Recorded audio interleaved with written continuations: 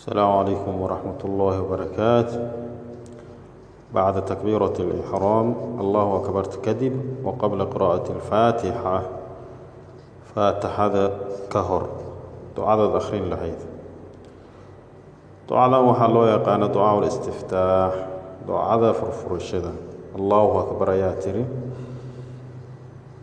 أنت فاتحة أخرين يا الله أكبر تنطور حسايد أخرين إسا سبحانك اللهم وبحمدك وتبارك اسمك وتعالى جدك ولا إله غيرك سبحانك اللهم وبحمدك وتبارك اسمك وتعالى جدك ولا إله غيرك سبحانك اللهم وبحمدك وتبارك اسمك وتعالى جدك ولا إله غيرك.